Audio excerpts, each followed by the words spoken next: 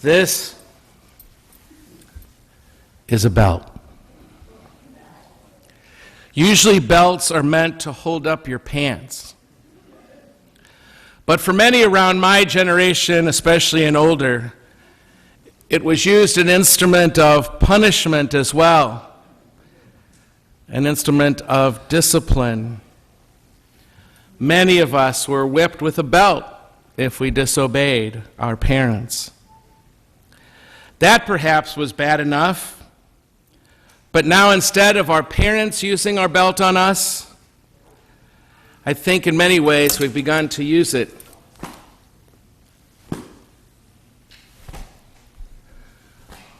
on ourselves. Imagine me walking around campus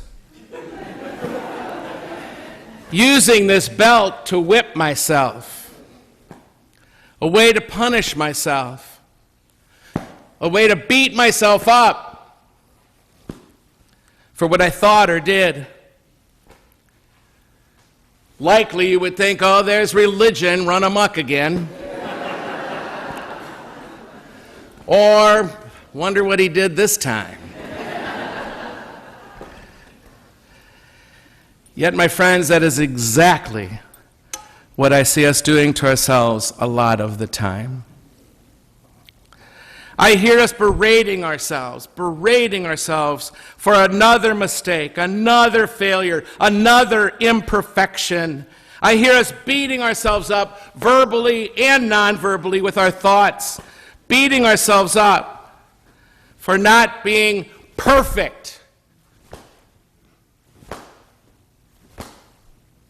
Tell me, where is the love? Where is the love in this for me?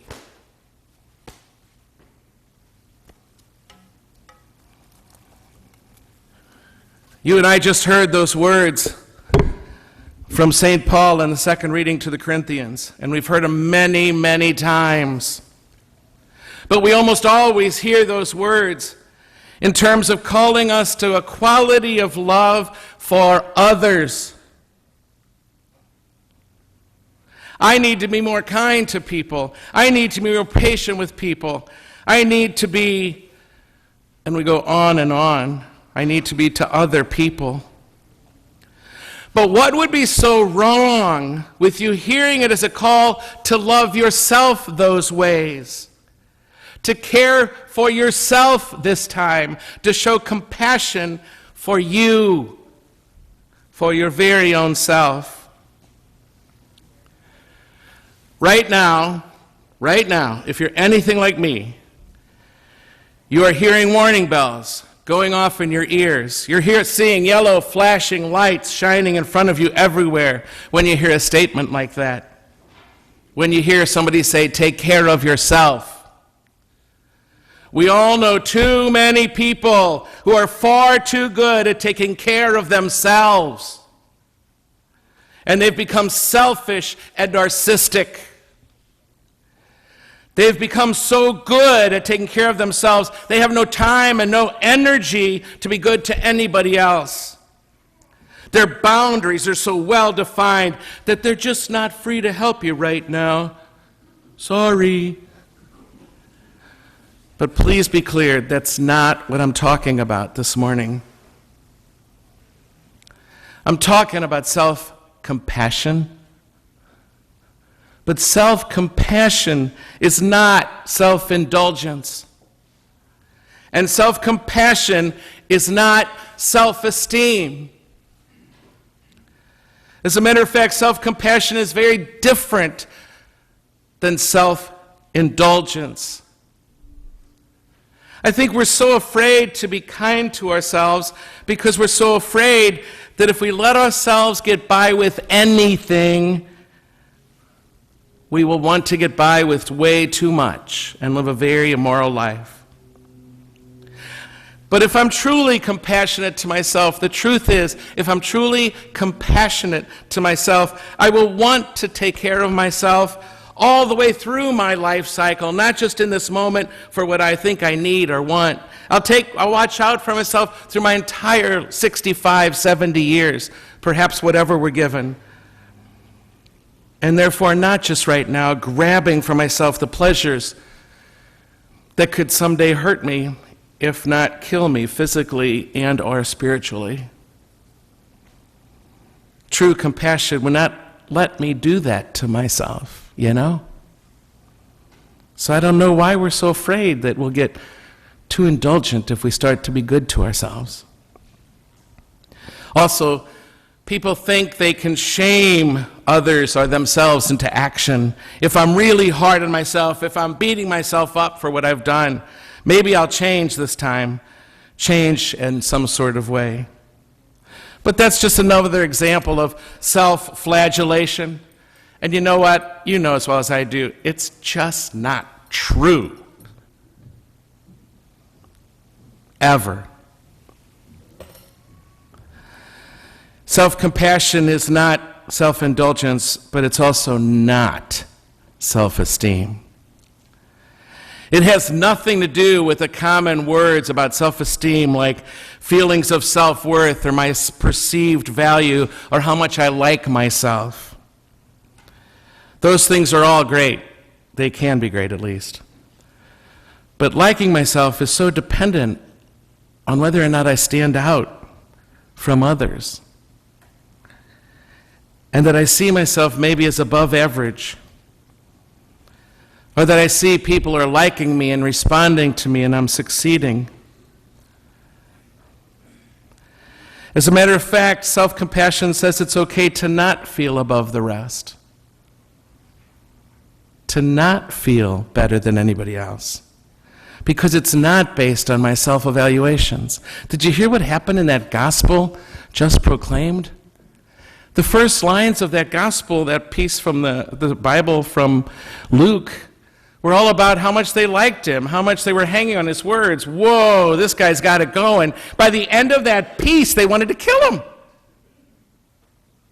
If his self-esteem is dependent on how people are responding to him, like most of ours does. If people respond to us well, and if they don't. No, self-compassion is not about another course in self-esteem. It's not based in self-evaluation. I don't have to do better than you to feel good about myself.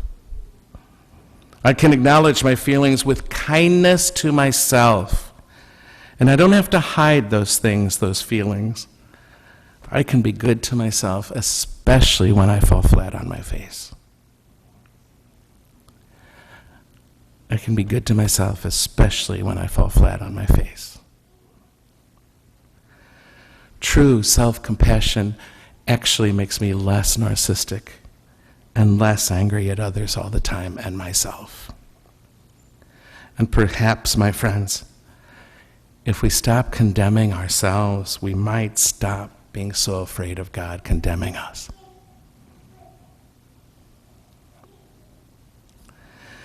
This is not another course in pop psychology, another book on the self-help section. This is the inspired Word of God. As it says, you must love the Lord your God, and you must love your neighbor as you love yourself.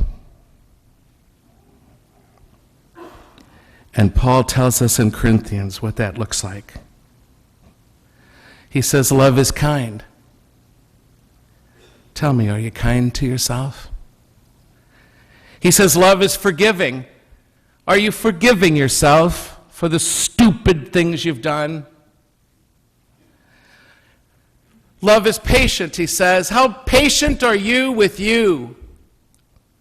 It's not inflated. It doesn't pretend the weakness doesn't live in you. It doesn't pretend you don't have warts. It doesn't try to overlook that part of our real bodies and lives.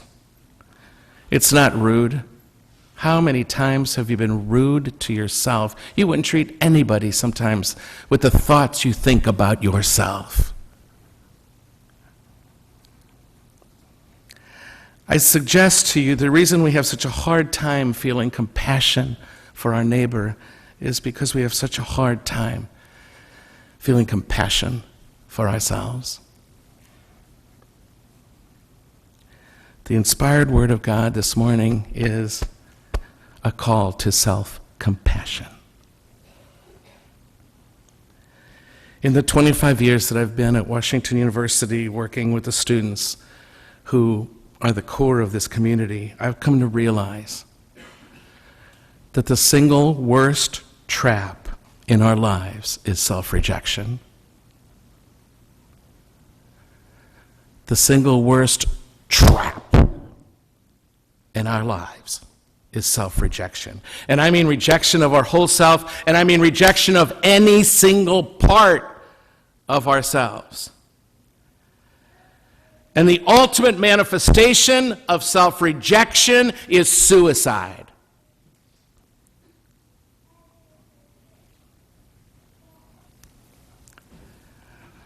Self-rejection is the great tool of the one the scriptures call the enemy, the one we Catholic call the liar,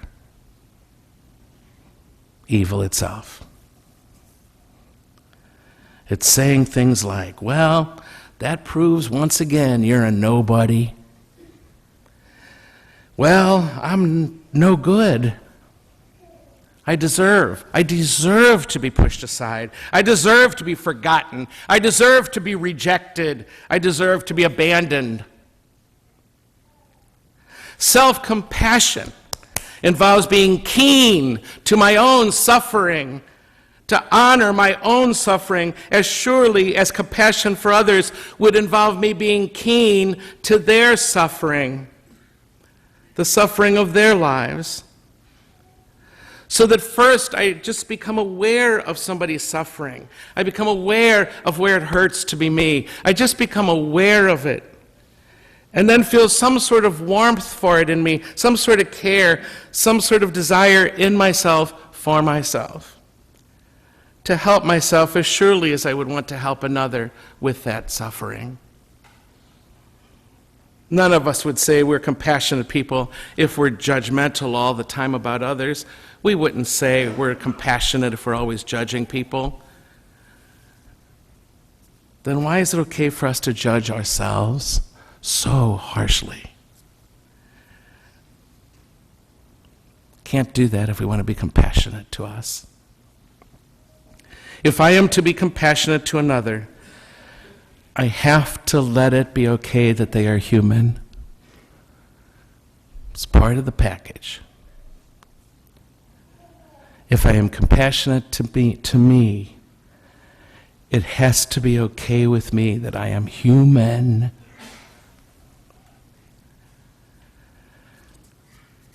That would look like that I would have a sense of humor about myself. That instead of this, maybe I could laugh at my humanness. I came running down here, so grateful to put on shorts this morning.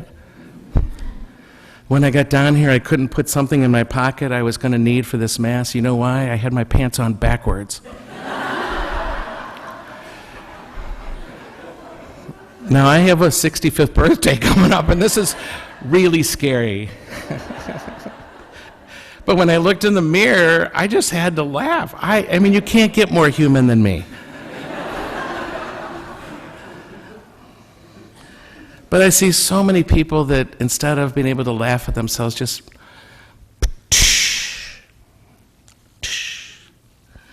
and I'm not sure if your life depends on you having a sense of humor about yourself, but I can tell you your loves depend on you having a sense of humor about yourself.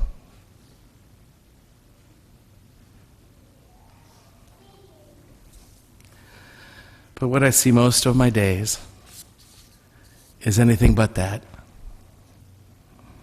I see people I love beating the hell out of themselves. flagellating themselves with negative thoughts about themselves. Excessive guilt for just being human.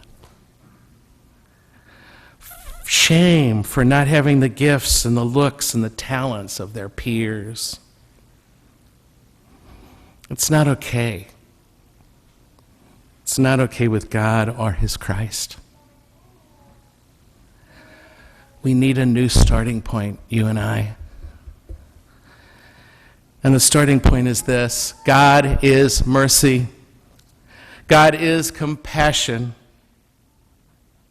When I see that that is who I am in my deepest and truest self in the image and likeness of God, I can look out from there at my own self first and be merciful and compassionate here, because that's who I am and that's who God is to me. I can show some care for my own self.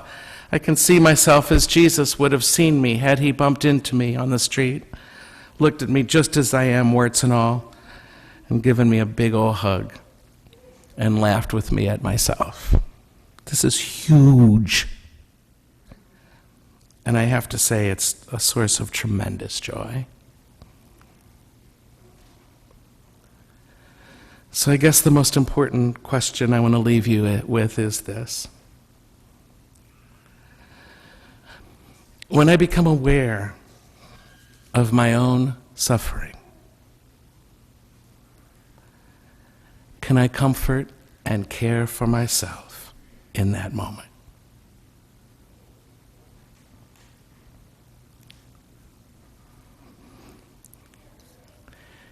And sometimes when it hurts that much, it might be good to do something with your body to help bring it home. So I'd invite you right now to put your hand over your heart. There's hardly a day that goes by without some sort of little or big hurt, some disappointment, some experience of our own limitation. With your hand over your heart, just ask that question again. On any given day, on any given hour, when I become aware of my own suffering, can I comfort myself? Can I care for myself in that moment?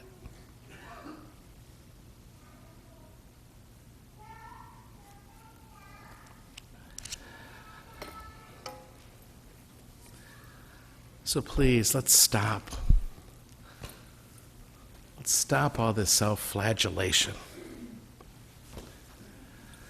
Let's put the belt back where it belongs,